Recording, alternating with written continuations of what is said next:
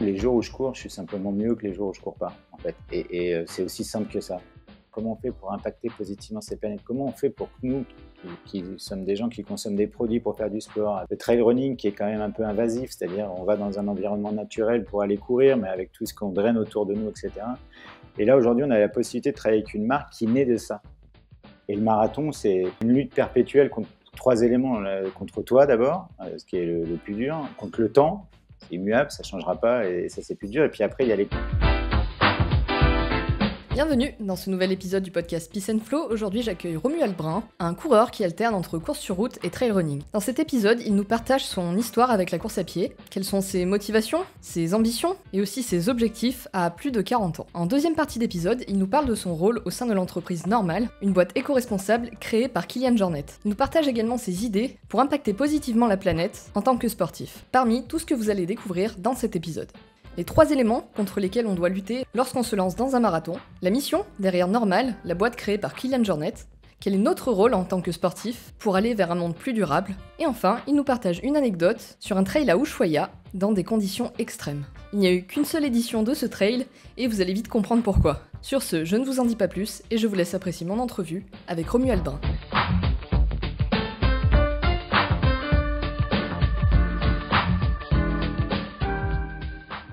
Bonjour Romuald, merci d'avoir accepté mon invitation. Bonjour Elodie. Est-ce que je peux te laisser te présenter pour démarrer, s'il te plaît? Oui, bien sûr. Je vais essayer de faire court. Donc, je m'appelle Romuald Brun. J'ai 42 ans déjà. Je suis papa de 2 petits-enfants. Je vis à Barcelone. Je suis français, mais je vis à Barcelone. Et je travaille dans l'univers du sport, on va dire déjà depuis une bonne quinzaine d'années. Et en plus de travailler dans le sport, je suis aussi coureur à pied également, avec une spécialité plutôt, on va dire, sur le marathon. 6 mois sur le marathon route et puis 6 mois de trail running dans l'année. Voilà pour une introduction assez succincte. Ok. Est-ce que tu peux nous raconter un petit peu plus en détail, justement, toi, c'est quoi ton histoire avec le sport et comment tu t'es pris de passion pour le running et le trail en particulier? Ouais, alors on va faire un retour en arrière, quelques années en arrière. En fait, bon, un peu comme tous les petits garçons, j'ai touché un peu à tous les sports en étant jeune, mais j'avais de la famille qui faisait déjà de la course à pied, notamment un oncle qui il nous poussait avec mon cousin à faire quelques courses, à essayer pour voir si ça pouvait nous plaire. Et donc, j'ai essayé, j'ai fait ma première course, je devais avoir 11 ou 12 ans. Puis ça m'a plu tout de suite, j'ai gagné. Alors quand on gagne, on a l'impression d'être bon en plus et c'est très satisfaisant. Alors, j'ai continué un petit peu là-dessus en faisant toujours de la course à pied et en même temps du football pendant, je pense, 6 ans. J'avais les deux sports en cumulé et puis petit à petit, à un moment donné, il a fallu choisir entre les deux sports. La course à pied me commençait à me prendre beaucoup de temps parce qu'avec beaucoup d'entraînement et puis un certain niveau qui commençait un peu à démarrer. Donc, il fallait choisir entre les 6 entraînements d'athlétisme et les 3 entraînements de foot. Donc, j'ai tourné dans l'athlétisme. Et puis, en gros, ça arrive à l'âge où tu dois choisir ce que tu vas faire dans la vie, à 18 ans. Le sport me passionnait aussi. En fait, tout simplement, j'ai décidé aussi de faire des études dans le sport à la suite de ça. Donc, mon histoire dans le sport est double, à la fois d'abord en tant que personne qui adore faire du sport et aussi maintenant par mon métier, donc des études dans le sport. Et puis maintenant, je travaille dans le monde du sport depuis maintenant 15 ans. J'ai l'impression de parler comme un vétéran quand je parle comme ça. Ouais, c'est bien la réalité, ouais. Ok. Et aujourd'hui, ça occupe un petit peu quelle place dans ta vie? Qu'est-ce qui t'anime profondément dans ta pratique?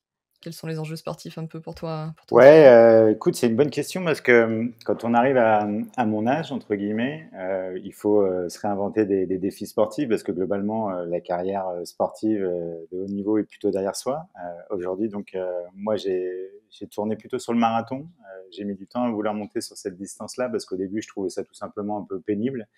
Je viens du 3000 mètres steep, moi, de la piste. Donc, tu vois, il y avait quelque chose d'un peu ludique. On sautait sur des barrières, on tombait dans des rivières. Enfin, je trouvais ça plutôt sympa. Puis après, beaucoup de trail, le cross-country, etc. Et le marathon, ça m'attirait pas du tout.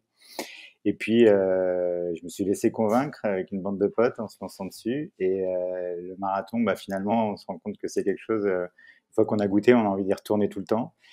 Et qu'en gros, à chaque fois, je dis à ma famille, OK, celui-là, c'est le dernier, je vous promets. Et en vérité, j'ai du mal à tenir mes promesses puisque chaque année, je rempile sur le marathon. Et malgré les 42 ans, j'arrive encore à améliorer un peu mes chronos. Alors, c'est peut-être ça qui pousse un peu à continuer. Donc, aujourd'hui, ça prend beaucoup de place. Je cours entre guillemets 3 marathons par an, on va dire, 2 de route et un de trail. Donc, c'est beaucoup de place en termes d'entraînement, surtout. Et donc, il faut pouvoir jouer avec la famille. Comme je te disais, j'ai 2 enfants, une femme. Donc, il faut que ça prenne le moins de place, que ça soit le moins visible dans le sens pénibilité autour de moi. Donc, j'essaie de m'entraîner très tôt le matin. Et quand je dois doubler, j'y retourne le soir. Donc, ça prend beaucoup de place. Mais ça paraît très souvent une contrainte quand on le dit comme ça, de parler de 6 à 12 entraînements en période de pic. Mais si on le fait, c'est que ça nous plaît. Et moi, en fait, j'ai un chrono en tête que je veux faire et je crois que tant que j'y arriverai pas, je continuerai. Ou alors, je me rendrai compte que ça y est, c'est trop tard, j'ai passé l'âge pour ça. Et quel est-il? C'est un peu secret, mais je vais te dire entre nous que mon chrono actuel est de 2h24 sur marathon. Et on va dire que je voudrais pouvoir le baisser d'au moins 4-5 minutes. Ok. Et qu'est-ce qui t'a plu en particulier du coup dans ces formats un peu plus longs? Qu'est-ce qui t'a donné envie de faire la transition? Ben, honnêtement, c'est une vraie question parce que je suis plutôt quelqu'un qui aime la vitesse, entre guillemets, et le marathon, finalement, on s'éloigne un peu de la vitesse. Mais avec le recul, tu te rends compte qu'au final, on parle beaucoup d'endurance sur le marathon. Or, pour moi, c'est finalement une discipline où il faut avoir de la vitesse, puisque l'idée, c'est de conserver cette vitesse le plus longtemps possible, malgré les kilomètres, malgré le fait de se dégrader musculairement, etc. Donc, petit à petit, j'ai découvert que la vitesse pouvait se travailler en endurance, déjà, première chose. Et ce qui m'attire vraiment maintenant, mais c'est à peu près absurde, en fait. Je pense que je détestais vraiment cette distance-là. Et aujourd'hui, ce que j'aime le plus, c'est ce que je détestais avant. C'est-à-dire de pouvoir passer des heures à s'entraîner, de voir comment son corps peut réagir sur la distance, de chaque année essayer de changer quelque chose pour s'améliorer. Et, euh, et le marathon, c'est cette obsession t'es une lutte perpétuelle contre 3 éléments. Contre toi d'abord, ce qui est le plus dur, contre le temps, c'est immuable, ça ne changera pas et ça c'est plus dur. Et puis après, il y a les conditions qui peuvent être à la fois où les gens qui courent autour de toi, ou la chaleur, ou les éléments, etc. Et trouver l'équilibre pour que les choses se passent bien sur ces 3 éléments-là, c'est pas simple, c'est challengeant. Donc aujourd'hui, on ne va pas dire que je suis obsédé par ça, mais je me rends compte que ouais, j'ai cette envie d'essayer de trouver le bon équilibre dans ces 3 équations-là pour essayer de performer tout simplement, tout en évidemment prenant le plus de plaisir possible, si c'est possible. Ok. Et du coup, comment s'est passé ton premier marathon? Parce que tu nous disais au début, c'était pas Ouais. forcément ce qui t'attirait le plus. Donc, est-ce que ça a été une catastrophe ou au contraire, est-ce que ça a été un peu la révélation et tu t'es dit, en fait, c'est Écoute, ce format-là que j'aime? le tout premier, on l'a fait en groupe de potes, donc aucune préparation, comme une personne sur deux. On se dit, tiens, on va faire un marathon, et puis 2 mois après, on se retrouve sur la ligne du départ en ayant oublié pourquoi on avait dit ça. Et donc, je le fais sans aucune pression de chronomètre, et puis on fait le début avec mon cousin, etc. Et puis finalement, j'arrive sur un chrono anecdotique de 3h15, et puis vraiment, j'ai pas aimé. J'ai toujours pas pris de plaisir sur ce premier marathon-là, en tout cas pendant les 2 semaines qui ont suivi. Et puis la troisième semaine, tu commences à te dire, bah, finalement, ça me plaisait ce kilomètre du 20 au 25e. Et puis après, il se passe 2 semaines, 3 semaines, etc. Et puis au final, tu te rends compte que tu t'es pris le dossard pour l'année d'après.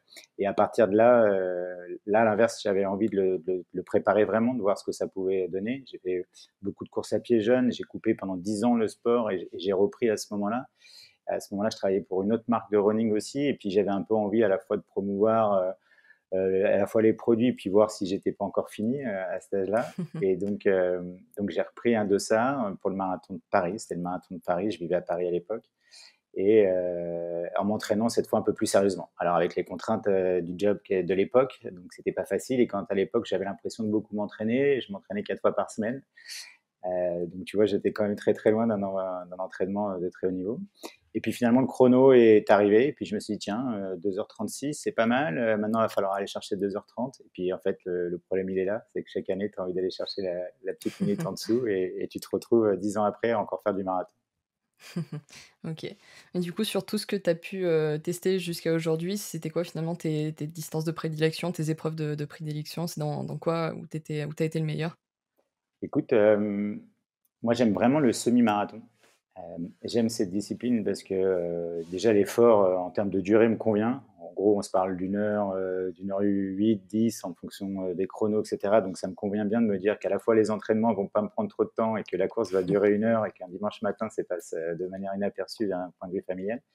J'aime bien cette distance aussi parce que honnêtement, c'est très très rapide et il faut conserver ta vitesse de 10 km quasiment en 2 fois.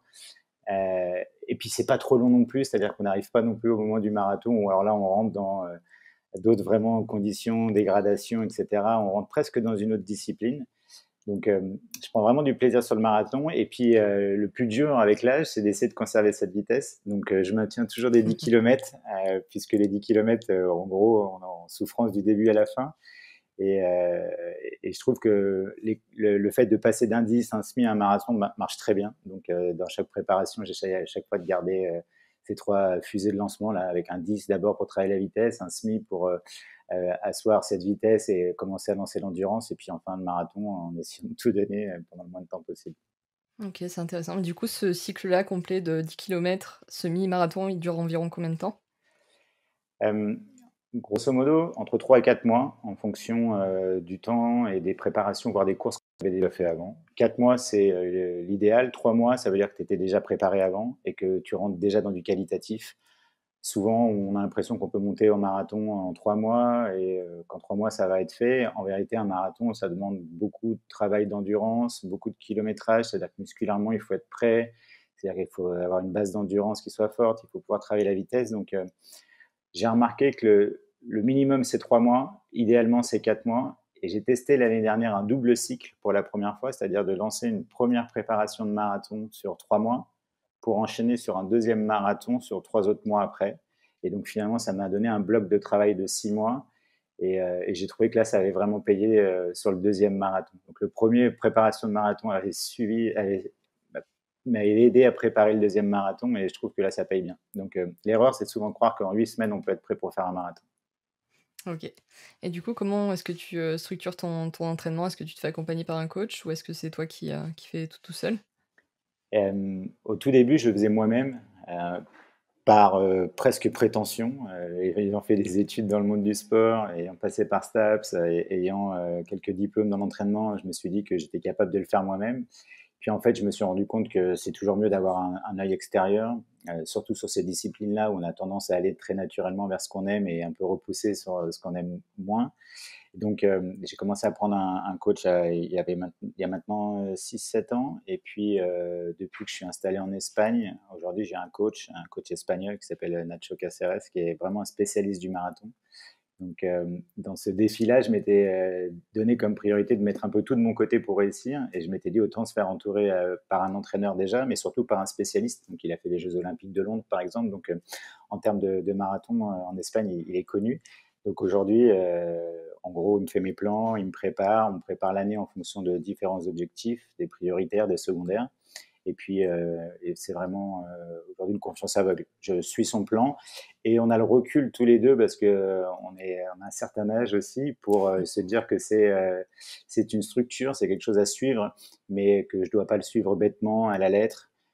Parce que professionnellement, je me déplace beaucoup, parce qu'il y a des jours où je ne peux pas respecter le plan et que l'erreur, ça serait de faire le plan pour faire le plan, alors qu'en fait, il faut aussi s'écouter, il faut pouvoir adapter. Donc, j'ai une ligne directrice qui m'est donnée par le coach, des temps de référence, des temps de passage, et puis après, il y a des ajustements personnels qui peuvent être à la fois sur un ajustement de kilométrage quand je sens que j'ai besoin d'en faire plus ou moins, ou alors de relâcher sur des moments d'intensité ou parce que je sais que ma journée de travail m'a tout simplement pas donné la possibilité de travailler comme je voudrais, ou alors qu'il est trop tard pour faire une séance qualitative. Donc, je laisse mon coach donner les lignes directives et j'adapte en fonction de mes contraintes perso. Ok. Est-ce que d'une prépa à l'autre, les plans sont plus ou moins similaires ou est-ce que il fait pas mal de tests justement pour voir un petit peu ce qui fonctionne le mieux sur toi? Comment ça se passe? Ouais, ben en fait, on apprend ensemble parce que on travaille ensemble maintenant depuis 2 ans et au final, bah, déjà, on s'est rendu compte de ce qui avait fonctionné, donc on a maintenu ce qui fonctionnait. Et puis, moi, je fais part de quelques feedbacks quand je sens qu'il y a des choses que j'ai besoin un peu d'améliorer. Donc, on a un plan qui est assez simple dans la structure, où on répète un peu les mêmes choses au même moment. C'est-à-dire que je sais à quoi m'attendre à un mois du marathon, à 3 semaines du marathon, ce qui me permet moi aussi finalement un peu de m'organiser dans ma vie perso, parce que c'est ça le plus dur. Je sais qu'on va regrouper à 3 semaines de l'événement, les plus grosses, de la 5e à la 3e semaine avant l'événement, on va recouper les plus grosses périodes de charge kilométrique. Donc moi aussi, j'essaie de m'adapter sur ma vie perso et pro dans ces moments-là, avec moins de déplacements possibles. Et lui, il sait aussi en retour que, comme je travaille beaucoup à côté, etc., que si une séance n'est pas affichée ou s'il n'a pas de feedback derrière la séance, il devine pourquoi aussi. Il sait que c'est pas possible. Et ça marche très bien comme ça. On n'est pas non plus dans une relation. J'appelle pas mon entraîneur tous les soirs ni toutes les semaines. On se fait 2-3 échanges. J'y suis à distance. Je donne un ou deux feedbacks et ça me suffit très bien comme ça. Aujourd'hui, on aurait tous les deux, je crois pas, envie de plus que ça. Et moi, c'est vraiment ce que j'avais besoin. Une structure pour me libérer de cette charge-là, mais en même temps d'avoir totalement confiance dans ce qu'il va me demander de faire. OK. Juste pour avoir un petit ordre d'idée, ça ressemblerait à quoi, typiquement une semaine type à, 1 mois d'une échéance, par exemple? À un mois d'une échéance, on est vraiment dans on vient de passer le premier cycle d'endurance, on a fait déjà le travail de vitesse. Donc aujourd'hui, on va être à un mois de l'entraînement, je suis en principe entre 10 à 12 sorties semaine, puisqu'on est encore dans une période vraiment de charge là. Donc globalement, j'ai un lundi qui va ressembler plutôt à une récup du week-end qui a été assez chargé. Le mardi, on va commencer à apporter un petit peu plus de vitesse en doublant aussi le soir. Donc, on va se retrouver à un ratio de kilométrage qui va de toute manière être environ de 20 km par jour. Après, qui peut être découpé avec 12 le matin, 8 le soir en récup sur de choses. Et puis, le mercredi, on va avoir une séance spécifique. Le jeudi, on va remettre du volume derrière la séance spécifique, mais sans intensité. Le vendredi, on prépare le week-end. Donc, on va faire un peu de pré-fatigue tout en essayant de récupérer déjà de ce qu'on a accumulé dans la semaine. Le samedi, on a en principe des séances de fractionnés plutôt longues. Donc le mercredi plutôt court, le samedi plutôt long, et le dimanche qui est grosso modo la sortie longue adepte à tous les marathoniens. Et en fonction de ça, on va aller chercher un kilométrage semaine qui, à un mois de l'échéance, va se situer pour moi entre 150 à 180 km semaine à peu près, divisé sur 10 à 12 entraînements. OK. Et selon toi, aujourd'hui, ce serait quoi les facteurs limitants qui t'empêchent, justement d'atteindre ce fameux chrono espéré? Euh, Ce serait réducteur de dire l'âge, mais je pense que ça joue pour beaucoup. Effectivement, l'âge peut-être. Alors, même si c'est pas vrai sur le marathon, où finalement l'endurance est plutôt quelque chose qui va t'aider avec l'âge, qui va peut-être se renforcer, etc. Mais l'âge, tu as perdu de la vitesse, donc pour maintenir cette vitesse, bah, c'est la vitesse qui te reste aussi. Et le vrai facteur limitant, c'est ta capacité à te libérer du temps à côté. Je travaille à plein temps. Je m'entraîne 3 fois par semaine, 2 fois par jour, ce qui veut dire que ça laisse très peu de place à la récup. Et en fait, aujourd'hui, à mon âge, je me rends compte que la récupération est plus importante encore, peut-être plus que certaines séances, et que c'est peut-être là où il y a pas assez de temps, il n'y a pas assez de temps pour récupérer, il y a beaucoup de déplacements professionnels qui rajoutent de la fatigue, et malheureusement, ce temps-là, il n'existe pas. Donc, le facteur limitant, il va être professionnel. Il faudrait pouvoir se libérer 3 mois, presque prendre des vacances ou un congé sabbatique pour vraiment se dire, OK, aujourd'hui, je donne tout pour aller chercher là. Mais comme je ne serai pas champion du monde ni champion olympique, c'est pas grave. OK. Si j'avais eu un autre âge, si les choses s'étaient passées autrement plus jeune, peut-être que j'aurais aimé tout donner pour voir ce que ça peut donner. OK. Et côté trail, du coup, est-ce que tu t'es déjà essayé sur des formats plus longs? Enfin, qu'est-ce que ça représente un petit peu aussi le trail pour toi? Est-ce que c'est juste quelque chose, plus Ouais. plaisir que performance ou? En fait, je suis revenu. Donc, j'ai fait beaucoup d'athlé, en gros jusqu'à 18 ans, et puis à 18 ans, je me suis blessé, au psoas, donc qui est un muscle que connaissent très bien les runners, et en fait, ça m'a un peu dégoûté de la course à pied à ce moment-là. Je fais cette petite parenthèse pour expliquer pourquoi. Et donc, c'était un moment où, je jouais la qualification pour les championnats d'Europe de 3000 mètres steeple, à un âge où tu es espoir, et espoir en gros où tu arrives à basculer, chez les grands et les adultes, et peut-être que tu peux imaginer une pseudo-carrière, là-dedans, sans parler de professionnalisme, mais en tout cas se faire plaisir avec des sélections internationales, etc. Ou alors ça se passe mal et tu tournes la page. Donc moi je me suis blessé, impossible de me qualifier pour les championnats d'Europe à ce moment-là. Donc j'arrête, un peu dégoûté de la course à pied, et je ne recours pas pendant 10 ans. Au bout de 10 ans, même un peu plus, à 30 ans, je travaillais pour une marque de sport aussi. Et là, je me suis dit, tiens, par la force des choses, je vais devoir me remettre à courir un peu plus. C'était une marque qui faisait aussi du trail running. Donc, je me suis remis à courir, à faire du trail running, etc., principalement. Et en fait, juste, tu te rends compte que le corps n'oublie pas tout, qu'il a conservé certaines choses et que le plaisir est arrivé tout de suite. Donc, d'abord par le trail, puisque en me déplaçant, c'était surtout dans des coins et des secteurs de montagne. Donc, je suis revenu par le trail et j'ai adoré. Et aujourd'hui, je continue toujours à en faire. Globalement, je dis souvent que j'essaie de faire 6 mois route, 6 mois trail dans une année. C'est peut-être pas tout à fait ce ratio exact, mais en gros, c'est ce que j'essaye de faire. Et aujourd'hui, le trail, je m'en sers comme une préparation pour la route. Là, on voit pas grand-chose sur la caméra, mais j'ai pas du tout les cuisses d'un trailer. Et donc, le fait d'aller travailler un peu de trail, du dénivelé, positif comme négatif, m'aide à me renforcer un peu pour la route. Comme je fais jamais de renfo alors qu'il faudra en faire, je préfère le faire de cette manière-là. Donc aujourd'hui, ouais, le trail, j'essaie d'en faire 6 mois. Et là, tu vois, j'ai vais aller courir la MCC dans le cadre du marathon du Mont Blanc fin août à Chamonix, comme j'ai déjà fait l'OCC, etc. Donc, je suis pas un coureur de très longue distance parce que je pense un peu comme pour la route, je suis pas encore attiré par ces longs moments qui demandent des longues heures d'entraînement, etc. Mais en off, je sais que ça viendra. Donc, aujourd'hui, encore sur du court. OK. Du coup, mis à part, cet objectif sur marathon, est-ce que tu as d'autres, objectifs de course? Alors pas forcément dans un cadre de performance, mais des courses un peu mythiques qui te font envie ou autres, ou des défis, voilà, que tu aimerais réaliser dans ta vie? Ouais, et bah, justement, en trail, je sais que je finirai par faire l'UTMB, la grande, la longue. J'y vais tous les ans depuis 10 ans, professionnellement. Il m'est arrivé de courir l'OCC 2-3 fois, et cetera, mais je sais que j'irai sur cette distance-là parce que cette course est tellement mythique, elle est tellement belle que tu es obligé d'aller voir ce que ça donne et de voir un peu comment ton corps réagit. Et moi, la nuit m'attire. J'ai fait quelques courses de trail la nuit, mais pas assez pour vraiment se retrouver seul face à soi-même, essayer de voir comment tu vas réagir. Mais j'ai vraiment envie de faire une boucle comme ça. Donc l'UTMB sera là, ça c'est sûr, un jour ou l'autre. Et je me suis lancé aussi parce qu'en travaillant à l'époque à travers ma structure, en travaillant aussi avec une marque de vélo, et ben, je m'étais lancé dans le triathlon en me disant que ça me branchait bien. J'arrivais à nager pas trop mal. Bon, je suis pas un grand nageur, mais je me débrouillais bien. Le vélo, c'était un peu ma faiblesse, donc il a fallu s'y mettre.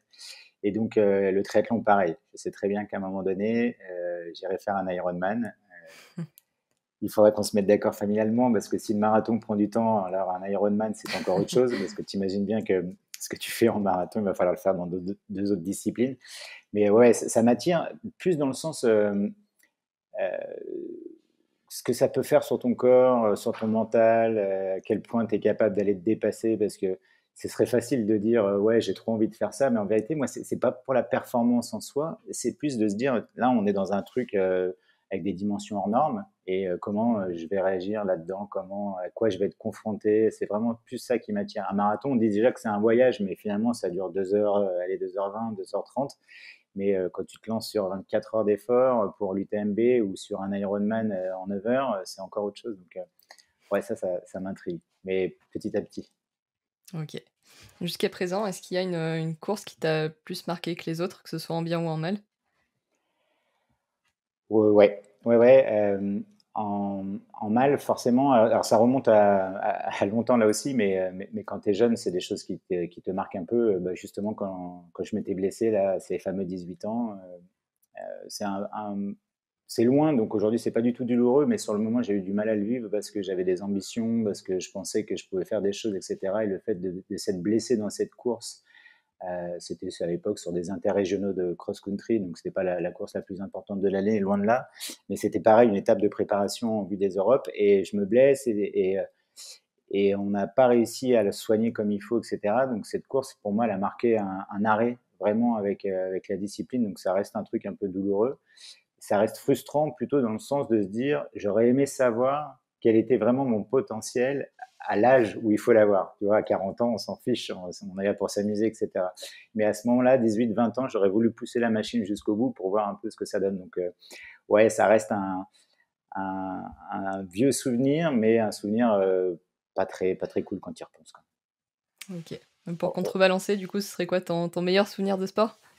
Écoute, mon meilleur souvenir de sport, j'en ai plein qui me viennent, mais on va dire qu'émotionnellement, parce que c'était partagé en équipe, je vais t'expliquer une discipline qui existe quasiment plus, qui s'appelle le 4 fois 1000 mètres, où en gros, c'est un relais avec 4 partenaires de ton club qui se faisait en club. Et pareil, moi j'avais une vingtaine d'années, 18 ans du coup.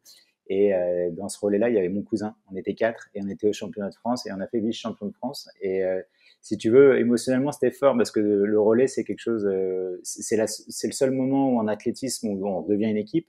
Et en fait, d'aller chercher un titre de vice-champion de France avec son cousin, se passer le relais, tout ça, c'était chouette. Et ça, c'est pour les souvenirs lointains. Mais je crois que finalement, ma plus belle émotion, c'était en trail running, mais c'est pas de l'émotion sur de la fierté, quoi que ce soit. C'est plus parce que ça s'est inscrit dans un projet familial. On est parti en Amérique du Sud en famille, faire un voyage de plusieurs mois. Et moi, je m'étais noté d'aller faire l'UTMB by Ushuaia. Donc, Pointe Sud, tu peux pas aller plus bas. Le fameux Ushuaia, pour ceux de ma génération, c'était à l'époque aussi une émission de télé, etc. Enfin, pour moi, c'était chouette et c'était un moment assez incroyable dans des conditions lunaires, à un tel point que je sais pas ce qui s'est passé, mais ils l'ont jamais refait. Il n'y a pas eu d'édition 2. Est-ce que la sécurité n'était pas respectée? Je ne sais pas, mais j'ai jamais vu des conditions aussi difficiles dans un trail running. On a eu de la grêle, de la neige, de l'orage. J'ai croisé un mec qui faisait l'assistance en haut d'une montagne avec une combinaison de ski de A à Z pour se protéger des conditions. Donc, imaginez un peu le truc. Et on s'enfonçait avec de la neige jusqu'aux genoux. Donc, la course en soi était juste dingue. Et puis à l'arrivée, de voir ma femme et mes enfants qui étaient là, c'était un vrai un moment cool à voir. Ok. Et du coup, de manière globale, j'ai envie de dire, qu'est-ce que le running t'apporte au quotidien? Qu'est-ce que tu tires de ta pratique et qui te sert dans ta vie de tous les jours? Ben, là, je vais piquer une phrase de mon coach, donc en version française, c'est en gros les jours où je cours, je suis simplement mieux que les jours où je cours pas, en fait. Et c'est aussi simple que ça. Et vraiment, je le ressens, et je pense que les gens autour de moi le ressentent. Euh, Ça me détend, ça me soulage, ça me fait du bien physiquement. Et puis, bizarrement, c'est aussi ma pause à moi où je vais peut-être penser à rien du tout, ou alors au contraire penser à une problématique que je vais avoir dans le travail. Et je vais me dire, tiens, dans cette heure de run que j'ai, d'un seul coup, je vais penser à comment je peux changer les choses au niveau du travail, etc. Donc, le run prend beaucoup de place. D'un point de vue extérieur, ça peut paraître une contrainte, mais pour moi, c'est vraiment que du positif. Il y a évidemment des moments plus durs que d'autres, parce que tu n'as pas envie d'y aller, parce que tu es fatigué, il faut se lever très tôt, etc. Mais moi, c'est aussi simple que ça. Si je ne vais pas courir, je ne vais pas me sentir aussi bien.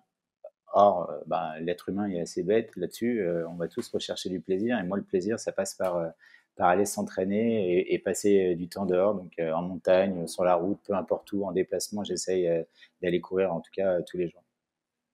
Ok. Du coup, tu nous as dit que le running, c'était pas seulement un loisir, c'est aussi, tu as décidé de l'intégrer dans ta vie professionnelle. Est-ce que tu peux nous en dire un petit peu plus sur ce que tu fais aujourd'hui? Ouais. Là aussi, pareil, donc je te disais, j'ai fait des études dans le sport. J'ai eu de la chance de travailler pour plusieurs grands groupes déjà dans le sport. Donc, on va citer trois, comme ça, il n'y aura pas de problème. Et je travaillais 10 ans avec Adidas, j'ai travaillé avec Altra Running et aujourd'hui, donc, je travaille avec Normal. Donc, la course à pied, aujourd'hui, c'est pas juste le matin pour moi aller courir ou le soir aller courir, c'est aussi un métier. Donc, aujourd'hui, je suis ce qu'on appelle responsable des ventes sur l'Europe pour la marque de Normal. Donc, Normal, c'est pour ceux qui ne connaissent pas ou pas encore, c'est donc la marque de Kylian Jornet, qui est une marque toute jeune, qu'on a lancée il y a maintenant 2 ans et demi en magasin. Donc, on est dans le début d'une histoire. Donc, aujourd'hui, la course à pied, il y a le matin, c'est pour moi. Et tout le reste du temps dans la journée, c'est aussi un travail. Mais les deux sont une passion parce que travailler dans le monde de la course à pied, quand on aime la course à pied avec une marque créée par le plus grand athlète de tous les temps dans le trail running, finalement, ça rejoint beaucoup de choses que tu peux qu'aimer. Ok. Du coup, est-ce que tu peux nous en dire un peu plus sur ce projet, en quoi ça consiste, comment il a été créé et toi, comment tu as eu l'opportunité de rejoindre l'aventure finalement? Oui. D'abord, pour commencer par répondre à ta question sur la fin, comment j'ai rejoint le projet. Avant, moi, j'avais donc après avoir travaillé avec différentes marques de sport, j'ai décidé de créer ma propre structure, une petite agence spécialisée dans à la fois l'accompagnement, à la fois vente et marketing de marques, toujours dans le monde du sport, des marques plutôt non françaises, voire non européennes, où moi l'idée c'était de les aider à se développer ou à intégrer le marché français. Donc tu vois, pour la petite anecdote, la boîte c'était FKT, comme le fameux Fastest Non Time. Donc tu vois, je l'avais nommé comme ça, où l'idée c'était un peu justement d'expliquer aux marques que moi j'allais essayer de vous aider à gagner le maximum de temps sur votre mise en marché. C'était un peu ça l'idée de la structure. Donc j'ai fait ça pendant plusieurs années et puis et en fait on s'est, je vais dire un peu le mot est un peu bête, mais c'est une rencontre vraiment avec Normal et la personne qui à l'époque m'a recruté où on s'est approché, on a discuté, on a échangé sur le projet. Et si tu veux, quand tu es coureur à pied, ce que je te disais, coureur à pied, quand la marque c'est celle de Kylian Jornet, etc., et qu'on te dit bah, voici le projet, c'est aussi ce que j'avais déjà fait avec une autre marque moi avant. Il y avait trop de choses pour que je saute pas dans l'aventure. Par contre, pour sauter dans l'aventure, il fallait que j'aille en direct, donc en étant employé. Donc, il a fallu que je mette en sommeil ma structure et pour me lancer à 100% dans cette aventure normale. Donc Normal, c'est une marque qui a seulement 2 ans et demi maintenant. Kylian Jornet avait cette volonté de créer sa propre marque. Et là aussi, c'est une rencontre de Kylian et de Camper. Camper, c'est une marque de footwear donc qui fait de la chaussure, mais plutôt de la chaussure de mode en Espagne depuis 140 ans. Donc c'est une entreprise familiale basée sur l'île de Mallorca. Donc Kylian et Camper se rencontrent. Les deux ont ce projet commun. Camper avait la volonté d'aller dans l'outdoor et Kylian avait la volonté de créer sa marque avec tous les deux des valeurs de sustainabilité, durabilité, comment faire un business éco-responsable. Et donc les deux se rencontrent et la création du projet se lance comme ça. Et le projet de Normal, c'est quoi? C'est finalement très peu de produits, une gamme 100% trail ou outdoor, donc on ne parle pas de route, avec l'ambition de laisser le moins de traces possible sur la planète. Ça veut dire que toutes les actions mises en place, qu'elles soient à la fois dans la conception du produit jusqu'à la fin de vie du produit, doivent être pensées dans un mode d'éco-responsabilité. Donc on va faire appel à des partenaires qui respectent certaines chartes. On va construire la chaussure pour qu'elle soit réparée ou réparable très facilement. Et surtout, la volonté de la marque, c'est de se dire, pour être éco-responsable, il faut durer le plus longtemps possible. Parce qu'on Ok. pourrait être une de ces marques qui dit, ouais, on est fabriqué avec, je sais pas, du bambou qui pousse et repousse, etc. C'est très bien, mais si ce que tu en fais avec te donne un produit qui dure qu'un mois et au bout d'un mois, il faut repartir en production, alors ça n'a finalement pas de sens parce que ce qui va laisser le plus d'impact négatif, l'empreinte carbone notamment, c'est tout ce qui va être la production de ce produit-là. Donc ce qu'on veut, nous, c'est quand on met une chaussure en marché, c'est qu'elle dure le plus longtemps possible. Et donc là, on est super content des résultats parce qu'on en a fait une étude justement parce qu'on sent que les consommateurs aujourd'hui ont aussi cette volonté-là d'aller sur des produits qui durent plus longtemps, qui sont éco-responsables, etc. Donc aujourd'hui, on sait que notre Xerag, à nous, on est capable de monter jusqu'à 1300 km pour une chaussure de trail. C'est une vraie réussite en sachant que voilà, on est au début de cette marque-là. Donc voilà, en quelques mots, Normal, c'est ça, une marque 100% outdoor créée par Kylian, focus sur le trail running, très peu de produits et le plus durable possible. Ok. Et concrètement, dans la manière de penser les produits, qu'est-ce qui fait qu'un produit va être plus durable qu'un autre? Qu'est-ce qui fait qu'une paire de chaussures va durer plus longtemps qu'une autre finalement? Ouais, alors il y a différentes choses à prendre en compte dans la conception du produit. En gros, le produit, si tu le divises par plusieurs blocs, il y a la semelle extérieure, la semelle intermédiaire, après tu vas avoir ce qui est le mesh, puis après il va y avoir tout l'habillage qui va aller autour. Donc déjà, l'idée c'est de se dire, on enlève tout ce qui est futile. Parce que ce qui est futile a un impact qui n'apporte rien techniquement. C'est peut-être visuel, c'est peut-être esthétique, mais peut-être que tu vas devoir utiliser une couleur supplémentaire, un objet supplémentaire qui finalement t'apporte rien d'un point de vue technicité, performance pure du produit. Donc ça, on a décidé, on l'enlève. Ensuite, on a dit, ce qu'on va mettre dedans comme matériau, il faut qu'il dure. Donc le mesh, par exemple, de notre Xerac, c'est du matrix. Donc le matrix, c'est juste quelque chose que tu n'arrives pas à le déchirer, si tu veux. Pourquoi? Parce que c'est de se dire, bah, on ne doit pas changer notre chaussure tant qu'elle est utilisable, tant qu'elle apporte ce dont on lui demande, on doit pouvoir continuer à courir avec. Donc, il ne faut pas qu'on change sa voiture parce qu'on a cassé un phare. Et bien là, c'est la même chose. Et pour aller plus loin encore là-dessus, on a dit aussi, comment on fait pour que quand le produit arrive en fin de vie, on puisse ou le réparer s'il y avait besoin. Donc, je ne sais pas, ta semelle extérieure s'est usée, mais ta chaussure reste intacte. Alors, on va pouvoir être capable d'enlever ta semelle extérieure, de la remplacer par une autre. On est allé jusqu'à aussi se dire comment on fait pour réparer nos produits. Donc, pour réparer un produit, il faut déjà penser à sa création. C'est-à-dire, il faut se dire, je ne vais pas mettre quelque chose qui ne va pas se réparer.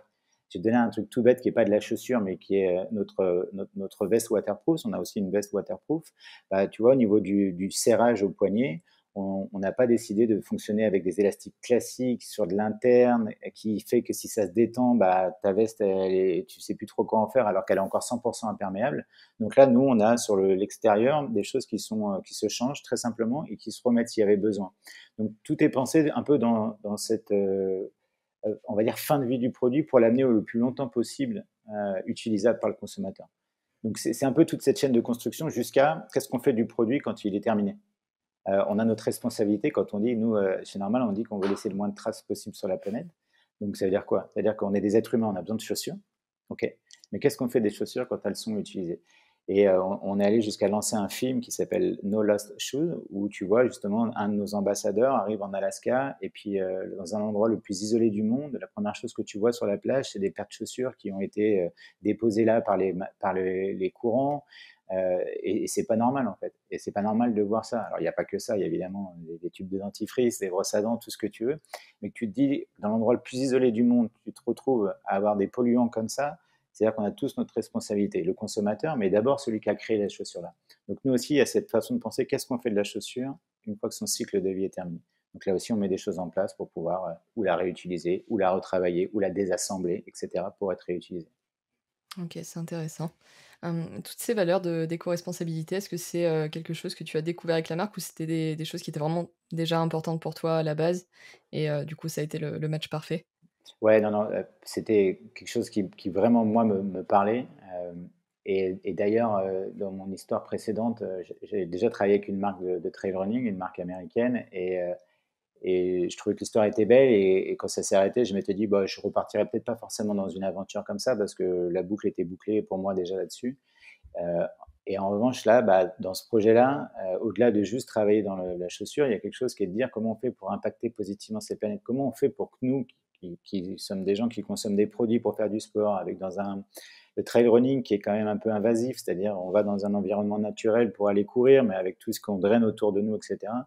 Et là, aujourd'hui, on a la possibilité de travailler avec une marque qui naît de ça. Et en fait, moi, ça me parle dans ma vie de tous les jours. Donc, je suis basé à Barcelone, on a des problèmes d'eau qui vont pas se régler. On sait que tous les ans, on aura des problèmes de sécheresse. On vient de passer 6 mois sans avoir de douche dans les vestiaires parce qu'il y a des problèmes d'eau. Donc, on sait que ces problèmes-là, il faut en prendre conscience. Donc, ça va de ça va à l'utilisation des plastiques, ça va à l'utilisation de certaines choses qu'il faut plus du tout utiliser, etc. Donc, moi, ça donne du sens. C'était déjà dans le cas dans ma vie de tous les jours. Plus le fait que c'est des convictions personnelles, mais je ne mange pas de viande. Donc, voilà, il y a d'autres choses qui vont autour de ça.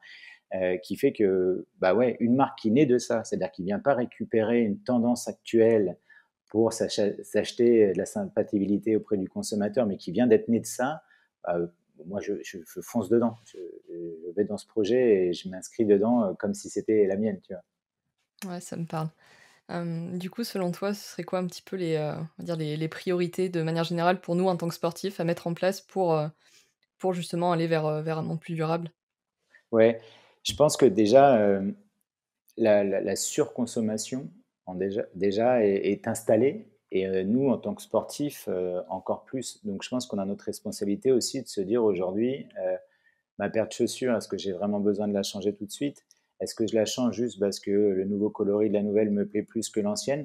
Pourquoi pas dans l'absolu, mais alors continuer à utiliser les 2 modèles et continuer à les emmener jusqu'en fin de vie. Donc nous, le sportif, on achète des équipements, le trailer, on en achète encore plus. Donc c'est peut-être déjà à réfléchir à sa propre consommation là-dessus, et ensuite à choisir peut-être aussi les marques qui jouent le plus le jeu là-dessus. Et tu vois, je suis coureur de marathon, mais aujourd'hui, une chaussure avec une plaque carbone qui fait 200 km, c'est un désastre. C'est un désastre pour l'écologie, c'est un désastre parce qu'on ne sait pas recycler le carbone, c'est un désastre, tu vois, donc il faut qu'on trouve des solutions là, quoi.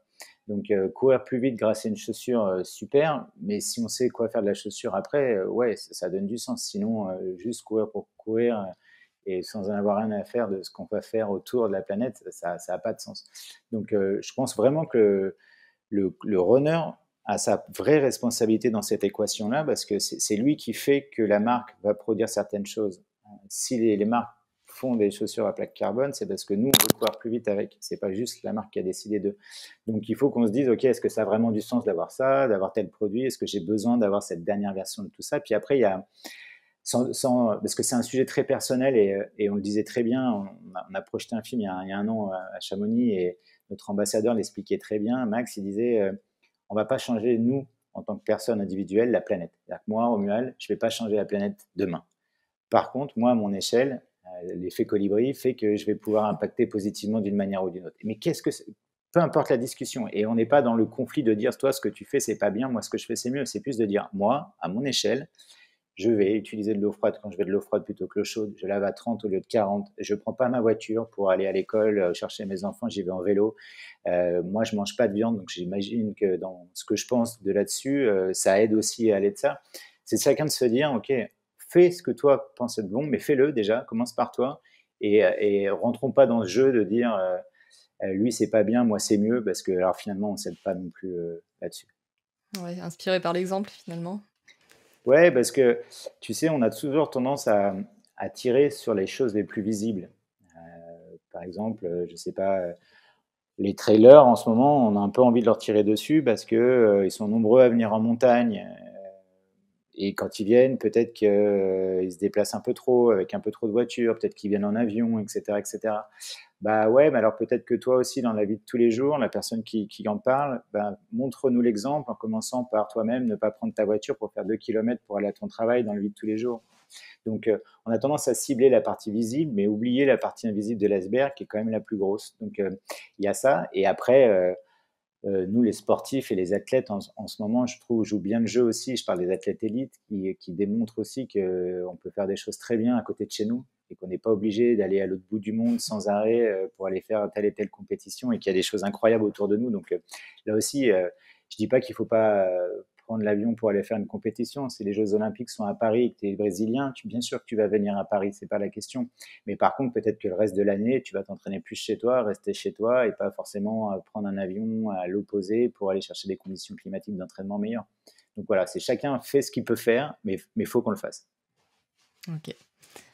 Tu vois, j'avais reçu 2 personnes dans le podcast qui avaient transitionné, vers la course en sandales, justement pour des raisons écologiques de prime abord. Est-ce que toi, c'est quelque chose, sur laquelle tu t'es déjà interrogé?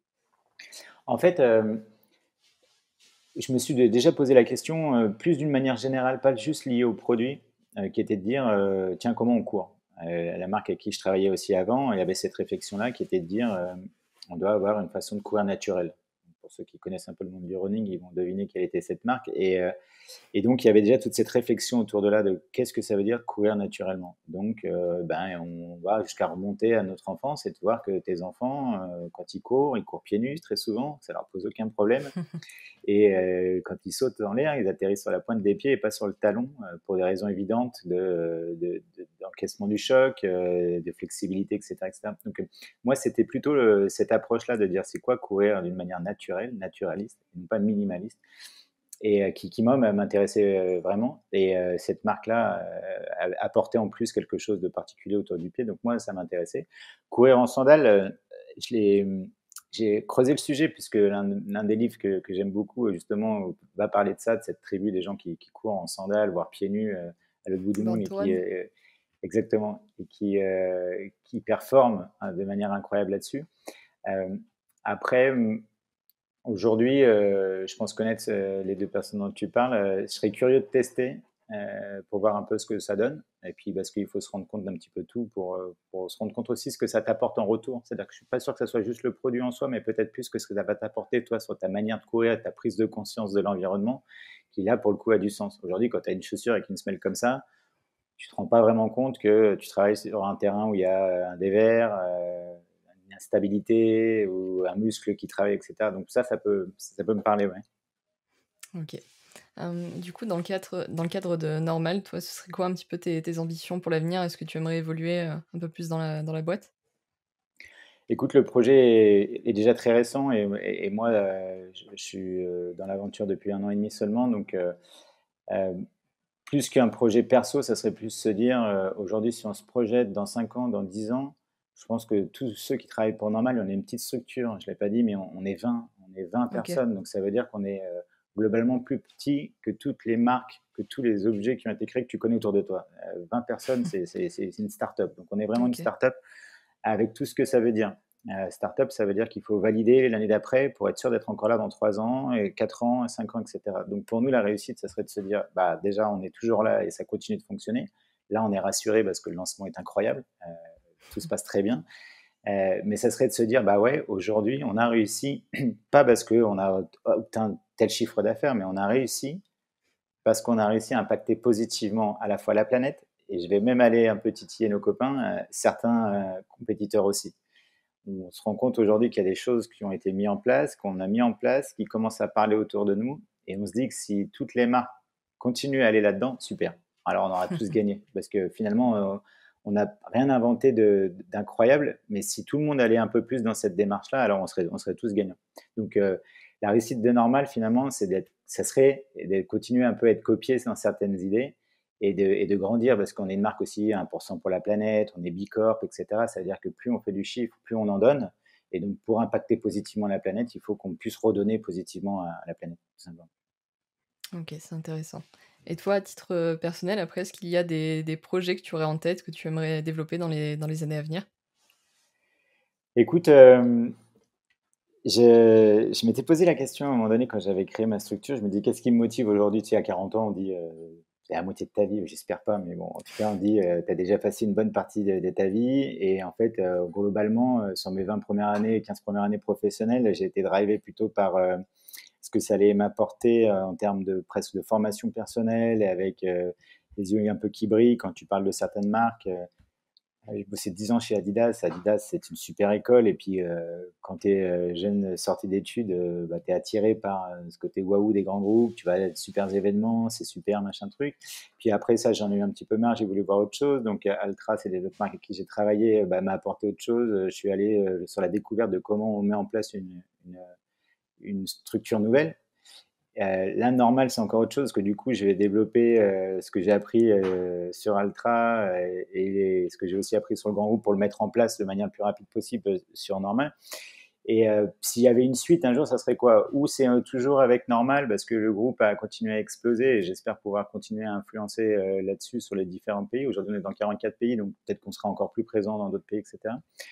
Ou alors, au fond de moi, il y a deux options. Ou je tourne la page du sport, parce que travailler dans le sport et avoir sa passion dans le sport, ça a son positif et son négatif. Le positif, c'est que tu as l'impression d'avoir un job passion. Le négatif, c'est que finalement, tu es tout le temps là-dedans. Donc, quand ça se passe bien comme quand ça se passe mal, il faut aussi avoir en compte que bah, le running, c'est aussi ton travail, hein, avec la pression qu'il peut avoir du chose. Donc, peut-être qu'un jour, je partirai complètement vers autre chose. Ou alors, comme Kylian, je me lancerai dans une aventure de lancement de quelque chose. Est-ce que ça serait pas forcément une marque, mais disons que j'ai quelques idées dans la tête. Ok. Tu veux nous en dire un peu plus sur ces fameuses idées? Bah, c'est pas très défini, mais aujourd'hui, il y a des choses qui me parlent énormément. Or, ces choses-là sont pas faciles à mettre en place parce qu'aujourd'hui, ce qu'on fait avec Normal, par exemple, c'est pas simple puisque plus tu vas te mettre des challenges en termes de fabrication de produits, plus tu vas choisir des partenaires sélectifs, plus ça a des coûts, plus ça a des impacts, plus c'est compliqué finalement pour l'entreprise. Ben, ça me parle quand même. C'est-à-dire que je sais qu'aujourd'hui, dans les marques, euh, sans trop dévoiler de choses, mais il manque certaines connexions entre la partie produit et la partie mise en marché aujourd'hui. Et quand tu es dans une petite structure, bah, tu fais un peu tout. Or, tu as besoin souvent d'avoir des appuis autour sur des gens qui ont des vraies expertises. Donc, je ne peux pas rentrer plus en détail là, mais ça pourrait être un peu ça pour la suite. Et sinon, je partirais en montagne avec mon chien et puis, je sais pas, j'ouvrirais une fromagerie. Je sais pas. Je me suis toujours dit un peu un truc comme ça que si un jour il y avait un virage, il faudrait que ça soit un vrai virage. Ok. Avant de passer aux 3 questions de la fin, est-ce qu'il y a un sujet qu'on n'a pas abordé, que tu aurais aimé aborder ou un message que tu aimerais faire passer?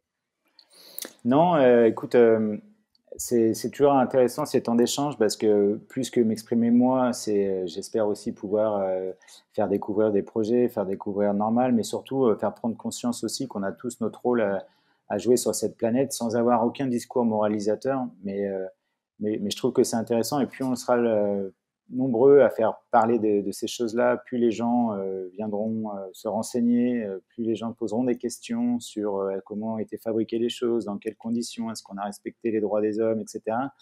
Bah, peut-être qu'on arrivera nous aussi, en tant qu'individu, à impacter un peu plus positivement la personne. Donc, merci pour ton temps et c'est toujours bien de pouvoir parler de ça. Avec grand plaisir. Du coup, pour terminer, j'ai 3 questions classiques du podcast. La première, c'est est-ce qu'il y a un livre qui t'a particulièrement marqué durant ta vie? Bah, tu vois, on a un peu commencé à y répondre tout à l'heure. Effectivement, tu as trouvé le titre, c'est Born to Run. qui est ce fameux livre où on va à la découverte de cette tribu incroyable qui court des kilomètres et des kilomètres d'une façon le plus simple possible, en sandales, voire pieds nus, et qui arrive à parcourir des distances et avoir enfin, de faire des choses qui finalement d'une manière ultra simple, alors que nous-mêmes, sur un monde ultra sophistiqué, civilisé, ça nous demande d'avoir le dernier matériel, de passer des heures et des heures, d'être pensé qu'à soi, alors que finalement, il existe peut-être une autre façon de faire, et que courir, finalement, est-ce que c'est pas juste ça, c'est-à-dire être du temps dehors de manière le plus simple possible et profiter de ça. Donc, ouais, ce livre, il a, pour ceux qui ne l'ont pas encore lu, faut prendre le temps de le lire, runner ou pas runner, parce qu'on ne parle pas que de course à pied, on n'est pas là pour parler juste de biomécanique, etc., etc., mais ça vaut le coup de se dire, ouais, c'est assez dingue ce que les gens sont capables de réaliser sans savoir eux-mêmes que ce qu'ils font, c'est complètement dingue, quoi. Donc, ce livre-là vaut le coup d'œil, quoi. Ouais, complètement. Puis ça se lit vraiment comme un roman, comme tu le disais. Il y a pas Ouais. besoin d'être runner pour l'apprécier, je Ouais, pense. c'est ça, c'est vraiment accessible pour tout le monde, et d'ailleurs, je pense que c'est presque plus intéressant pour quelqu'un qui vient pas de ce monde-là, de la course à pied, pour découvrir, en fait, juste cette tribu, et qu'en fait, la course à pied, finalement, ça existe depuis toujours et d'une manière très simple, et c'est nous qui l'avons rendu compliqué, quoi. Ouais, c'est vrai. 2e question, quel est le souvenir que tu aimerais laisser derrière toi? Oui, bonne question ça aussi. Donc si on dit les derrière moi, on part du principe, que peut-être je suis plus là. Or, j'aimerais qu'on s'en rende compte dès maintenant dans le vivant. Alors, et idéalement, je sais pas, souvent je me dis que, souvent on parle du futur, et cetera, et toujours je me suis dit que le plus intéressant, c'était finalement de construire son passé. Alors ça paraît, bizarre comme phrase au niveau de la syntaxe, mais finalement, c'est ça. Je me rends compte que tout ce que tu fais, et ben, ça vient marquer ton histoire, ça va marquer tes souvenirs, et ça va faire de toi quelqu'un de mieux ou de moins bien pour la suite, et cetera. Donc, je trouve que finalement, plus que d'imaginer le futur dans le sens où tu as aucune idée si ça va se réaliser ou pas, puis finalement quel impact tu as vraiment sur ça, plutôt de se dire que tout ce que tu fais, c'est pour le souvenir qui vient de se passer, c'est pour le bon moment qui est déjà derrière toi, et cetera. Je trouve que ça reste, et pour le coup, ça a l'avantage d'être sûr puisque ça vient de se réaliser. Donc, ça, et de se dire que quand on a envie de quelque chose, il faut le faire. Et ça, pour moi, c'est hyper important. J'essaie de le dire à mes enfants qu'aujourd'hui, si on a vraiment envie de quelque chose, il faut se donner les moyens pour le réussir, et il ne faut pas attendre, puisque parfois le temps va passer et puis on va oublier. Alors, moi, j'ai toujours eu envie de partir à un moment donné à l'étranger. À un moment, je le disais, mais je le faisais pas. Donc un jour, voilà, je me suis dit, ok, je pars à l'étranger. Donc c'est plutôt de se dire, ok, tu as envie de faire quelque chose, vas-y, fais-le, fonce, ne le regrette pas, et ça sera forcément super. OK. 3e question, est-ce que tu aurais une petite anecdote de sport à nous raconter? Ouais, je vais continuer sur mon histoire de trail à Ushuaïa pour aller jusqu'au bout du truc, pour vraiment expliquer le truc. Donc imagine-toi, donc je suis en Amérique du Sud, avec une carte un plan de course qui est vaguement dessiné sur un bout de papier, et départ 4 heures du matin, euh, à Ushuaïa, et là il commence à neiger, et il tombe, comme on dit chez nous, des pizzas. C'est-à-dire que les flocons de neige énormes qui commence à dire, OK, là, ça va être compliqué. On est en haut d'une montagne en attendant le départ, qui est retardé de 30 minutes à cause des conditions. Il fait nuit noire. Et là, le départ est donné. Et c'était une courte distance, hein. Moi, j'étais sur le 40, et je fais 10 mètres, et je m'enfonce de l'eau jusqu'aux genoux. Et là, je sais qu'il me reste donc encore 40 km dans ces conditions-là. Et je me dis que ça va être compliqué. On est avec les frontales, on arrive à peine à voir où est-ce qu'on va. Le vélo qui ouvre la voie fait 10 mètres et se range parce qu'on rentre dans un endroit où il n'y a plus d'accès possible. Et là, je me retrouve, je ne sais pas comment, premier de la course. Et là, il fait nuit noire. J'entends des loups au loin, pour de vrai. Et je suis là en me disant, c'est incroyable ce qui est en train de se faire, de se passer, mais en même temps, est-ce que c'est vraiment vrai, quoi? Et donc, je fais ces 40 bornes au milieu de nulle part, mais vraiment au milieu de nulle part. Je pense que le tracé, ils l'ont coupé la veille à la machette. Et à un moment, comme je te disais tout à l'heure, lunaire, où j'arrive en bas de cette montagne, on est deux en tête de la course, et on lève la tête pour essayer de voir où est-ce qu'on doit aller le parcours. On n'a aucune idée d'où va le parcours. Et là, il y a un mec, on dirait un cosmonaute, qui nous fait des signes en haut de la montagne pour nous dire c'est là le sommet, et après on bascule, quoi. Et cette course, elle est irréelle. Dans la descente, je chute, je m'ouvre la jambe sur 15 points de suture. Finalement, on arrive tant bien que mal à aller à l'arrivée, mais le GPS saute en route, je suis perdu dans la notion de temps, je crois qu'il reste encore 10 kilomètres, il en restait 2. Et bref, tout est lunaire jusqu'à l'arrivée sur le port d'Ushuaïa où le premier est juste devant moi à 10 mètres et en fait j'ai le choix de faire le sprint pour la gagne ou de voir mes enfants qui sont sous la pluie dans le déluge avec des dessins pour moi, avec ma fille qui pleure parce que le sien s'est envolé. Et là, je m'arrête, je me dis, on s'en fout, et je leur prends la main et on finit la course ensemble. Et peu importe si je finis deuxième ou premier, ça change rien. Et on finit la course comme ça. Et ce moment-là, juste pour ça, plus notre histoire perso à nous, d'être là en famille pendant plusieurs mois à l'autre bout du monde, ça vaut tous les entraînements du monde pour faire ça. Bah, je te remercie pour le partage. C'était en quelle année cette course? Il y a déjà maintenant 5 ans, si je ne me Ok. trompe pas. C'est pas si vieux, mais j'ai jamais su pourquoi il n'y a pas eu d'édition 2. Mais quand tu écoutes, peut-être que tu comprends pourquoi. Ouais. Et ben écoute, on arrive tout doucement à la fin de cette entrevue. Je te remercie beaucoup pour tout ce que tu nous as partagé. Merci à toi. Juste avant de te quitter, peut-être, quels seraient les liens que tu aimerais partager à nos auditeurs pour celles et ceux qui veulent en savoir plus sur toi et sur ce que tu fais? Oh, si mon histoire intéresse d'autres gens, c'est avec plaisir qu'on peut partager de tout ça. Je disais ça la semaine dernière à des étudiants qui étaient venus m'interroger pour leur master, leur rapport de stage, etc. Donc, mon profil est ouvert sur LinkedIn, ils vont me retrouver. Et ça, c'est pour la partie plutôt professionnelle. Et donc, si je peux aider à transmettre un tout petit peu d'expérience ou à quoi que ce soit à tous les gens intéressés, ce sera avec plaisir. Et pour la partie plus sport, Strava ou Instagram, vous allez trouver la deuxième vie du bonhomme. Ça marche, je mettrai les liens en description. Bah, écoute, sur ce, je te remercie, je te souhaite une très bonne journée et beaucoup de réussite pour la suite. Merci beaucoup, Elodie, pour ton temps. À très bientôt. À bientôt. Merci d'être resté jusqu'au bout de cet épisode. Si vous avez passé un bon moment, le meilleur moyen de nous le faire savoir, c'est de prendre 2 minutes pour vous abonner et laisser une revue 5 étoiles sur Apple Podcast et ou votre plateforme d'écoute préférée. Si vous nous regardez sur YouTube, pensez bien à vous abonner à la chaîne et à laisser un commentaire, ça aide au référencement. Je compte sur vous, c'est important, surtout au démarrage, donc merci beaucoup à tous ceux qui le feront. Sur ce, je vous donne rendez-vous la semaine prochaine pour un tout nouvel épisode du podcast Peace and Flow.